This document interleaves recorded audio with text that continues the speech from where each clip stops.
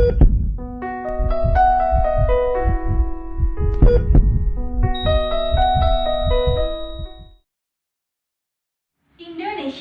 dewasa ini sedang diuji oleh adanya pandemi COVID-19. Pandemi ini memengaruhi berbagai sektor kehidupan, mulai dari ekonomi hingga pendidikan. Lebih dari 185 negara di dunia terdampak dari adanya COVID-19 yang hampir melumpuhkan roda perekonomian berbagai negara di dunia. Pemerintah telah mengupayakan banyak hal, di antaranya adalah dengan mengalihkan beberapa pekerjaan yang semula offline menjadi online.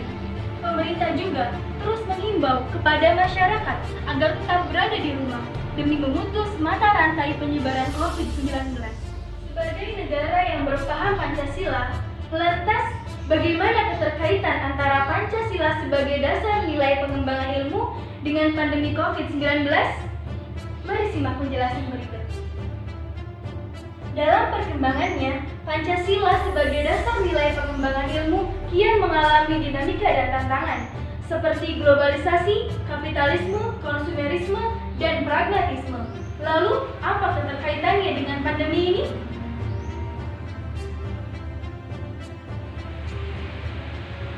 Pertama, globalisasi. Kini dunia telah menjadi kampung global, di mana informasi sangat mudah tersebar. Belakangan ini, media sosial sedang gencar membicarakan mengenai COVID-19, namun belum tentu dapat dipastikan kebenarannya. Maka, kita sebagai pengguna media sosial hendaknya bijak dalam menyaring informasi. Biarlah para ahli medis yang berbicara tentangnya dan para fuqaha yang menentukan fatwanya. Berkaitan dengan berita yang beredar di media sosial, sang pemilik otoritas perbandingan agama abad ini, Dr. Zakir Naik mengungkapkan bahwa virus corona tidaklah sama dengan COVID-19. COVID-19 merupakan salah satu jenis dari virus corona.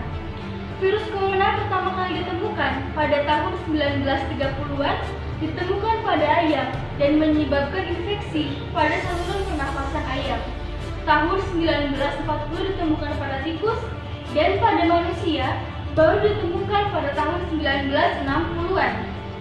Kemudian disebut dengan human coronavirus atau virus corona pada manusia. Artinya, tidak semua virus corona berdampak pada manusia.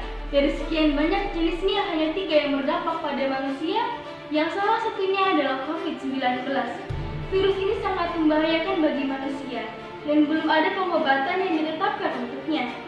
Begitulah Dr. Zakir Naik mengungkapkan pendapatnya. Kedua, kapitalisme, sebuah sistem ekonomi yang memberikan kebebasan penuh pada tiap orang untuk mengendalikan kegiatan ekonominya dan pemerintah hanya sebagai pengawas saja. Kita tentu sering mendengar istilah dari kapitalisme ini, yang kaya makin kaya dan yang miskin makin miskin. Begitulah sebagian orang menyebutnya. Namun, dalam masa pandemi ini, di tengah keterpurukan kaum buruh atau para pekerja harian, ternyata berhasil menyentuh nurani para pemilik modal untuk mengulurkan tangannya, memberikan bantuan kepada orang-orang yang membutuhkan. Pandemi ini mengajarkan penduduk bumi untuk mengesampingkan strata ekonomi dan mengutamakan panggilan nurani untuk saling tolong-menolong. Yang ketiga, konsumerisme. Masyarakat Indonesia yang terkenal dengan sifat konsumerismenya, namun saat pandemi ini justru bergotong royong untuk membuat masker dan alat pelindung diri atau APD yang kemudian dibagikan secara gratis kepada tenaga medis dan seluruh elemen masyarakat. Dan yang terakhir adalah pragmatisme. Dari sekian tantangan Pancasila sebagai dasar nilai pengembangan ilmu dan kaitannya dengan pandemi COVID-19, ternyata banyak memberi hikmah dan pelajaran bagi kita penduduk bumi.